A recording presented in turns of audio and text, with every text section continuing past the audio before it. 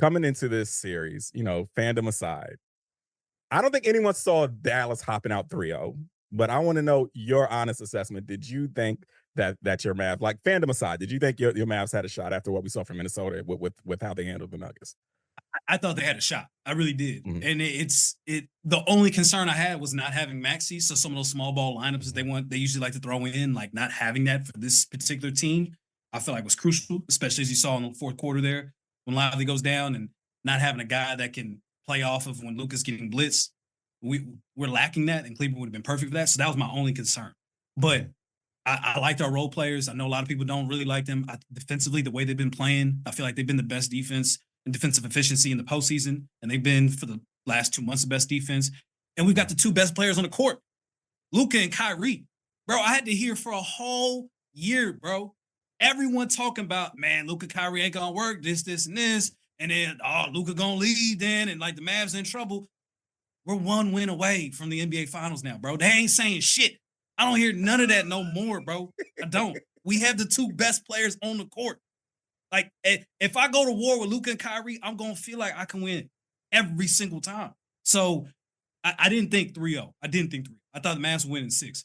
But I've said this time and time again about this Mavs team. Their identity is just keep it close. Those first 3 quarters, just keep the game close. Do what you got to do. If it's defensive intensity, if it's out-rebounding them, if it's 10-0 run, if it's Luka, Kyrie, if it's PJ going off, do what you have to do in those spurts to keep it close. And when it's clutch time, Kyrie, Luka, take us home.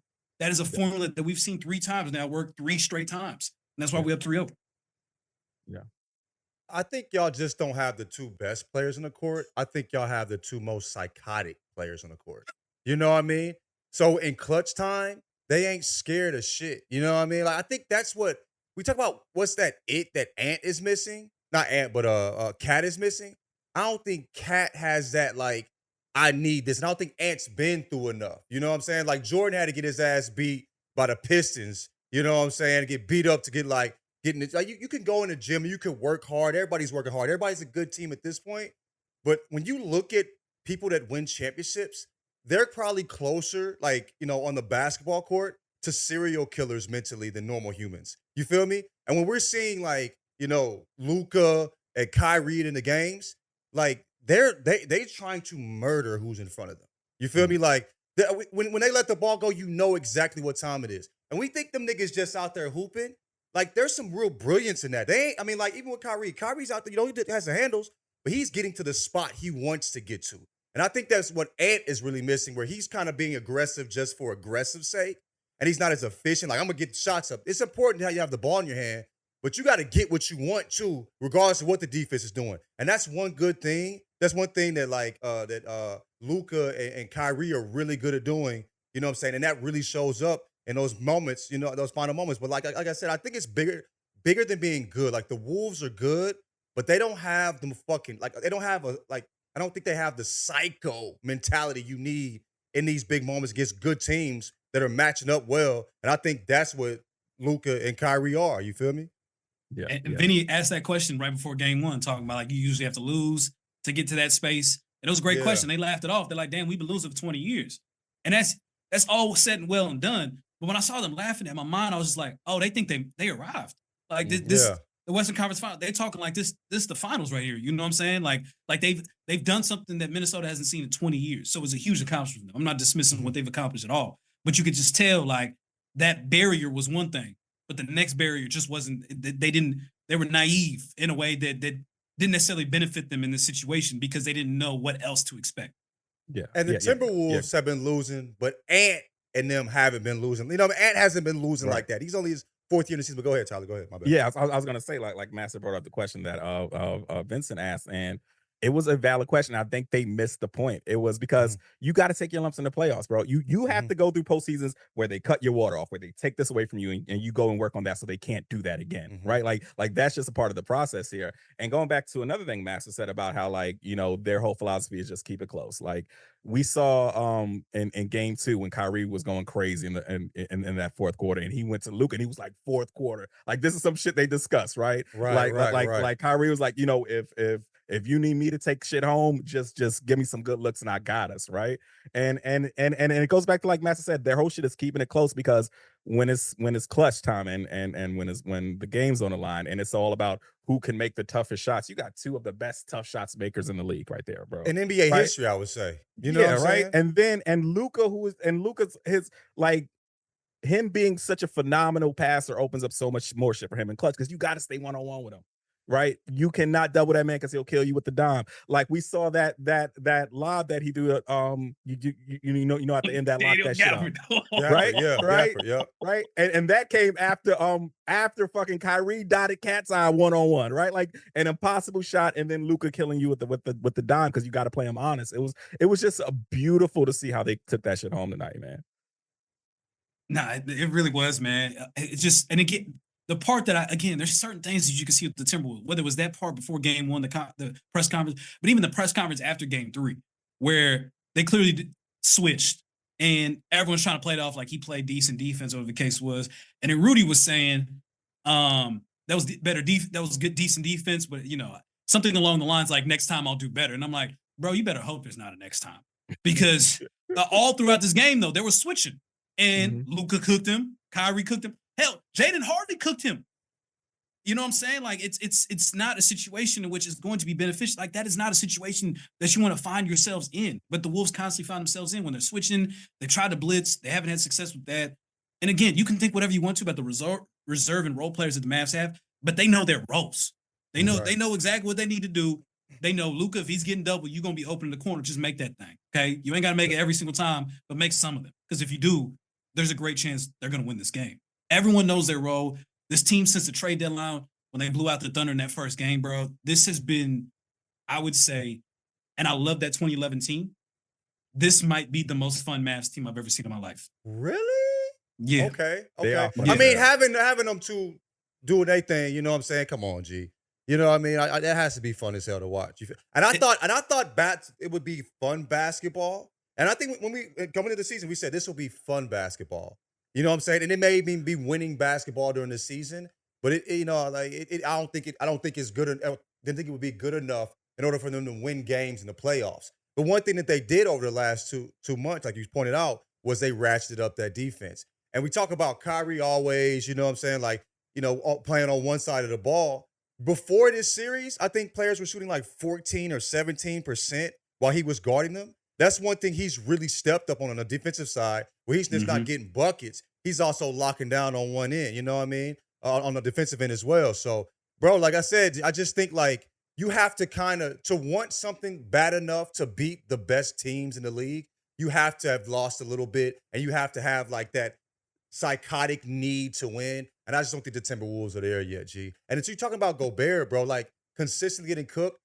Somebody brought up, one of the commentators brought up a point that when he's off the court, the defensive efficiency skyrockets. When the defensive player of the year is off the court, they're a better defensive team. You know what I'm saying? I think he meant in the inverse. The skyrocket in terms of the number increasing, which means like they get typically worse, I think was the number where they were okay. I thought they were saying it was okay. I thought he said the opposite. Okay. Yeah. He did say skyrocket, and I was kind of thrown off by that too. But the numbers suggested that Gobert, when he's off the court, the Mavs were like perfect. I think it was in game 3. They had missed game 2, excuse me. They had missed the shot. And so but in this game he was -8, and I mean, the live situation threw things off, and Mavs had to switch it up.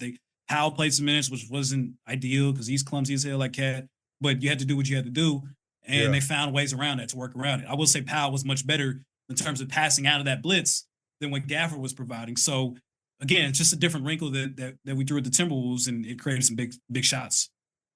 Mm-hmm. Yeah, y'all are really good at also pulling Gobert out of the post too.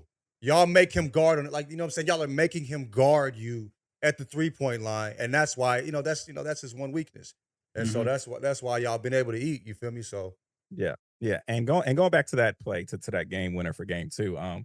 We got to give Lively his props for that screen, man, to just drag Jaden completely out that play, bro. Like, what a steal that Rook was, man. Like, just an incredible pickup for Dallas, bro. We tanked last year, the final game of the season. Got fined like $250,000 so we could try and potentially keep the pick. There was no guarantee we were going to keep the pick because it was top 10 protected. But if it was 11th, it would have gone to the Knicks. And so the fact that it happened to stay at 10 and we happen to have Derek Lively there, it solved the biggest issue that we had about the team last year. Who is going to protect the paint? Because we can dribble with the best of them, we can score with the best of them, but like who's going to be the defensive anchor?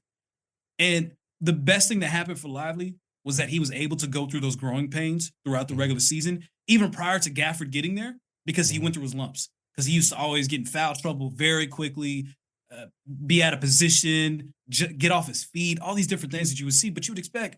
He was like 19, 20 years old.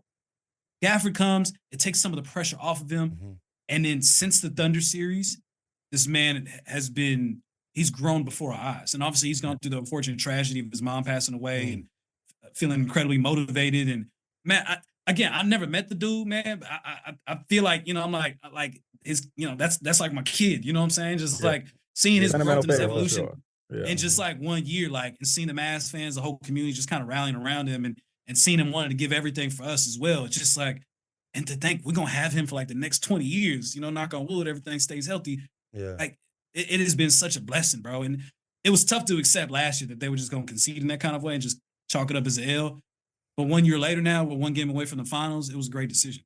Yeah, it was an incredible decision because we all saw that knee that he took from Cat, and that shit looks like a concussion, bro. Like we see that shit happen in football games on Sundays with guys with helmets, and those are concussions. I think it's for sure a concussion. I think he's gonna be out for about I think it's like 5 to 7 days. You got to be out for a concussion. So he's sure. Here's what they did though, and this again, I'm not no doctor, I'm not no expert. I didn't see him at all, but they called the injury a neck sprain or neck strain. So in theory, it kind of works around the concussion protocol. You see what I'm saying? I hope they wouldn't play with that man like that, though. Same with me. I literally said the same thing. He's concussed. Yeah. That's literally the back of it. He was holding the back of his head. He was wobbly. Like, I didn't want him back in this game at all, even though they said he was questionable to return. And I hope he doesn't come back in game 4. Get the proper rest you need. Clearly, the Mavs are good enough to win this game without him. So take the time that you need to get yourself right so we don't cause more damage beyond the game of basketball here.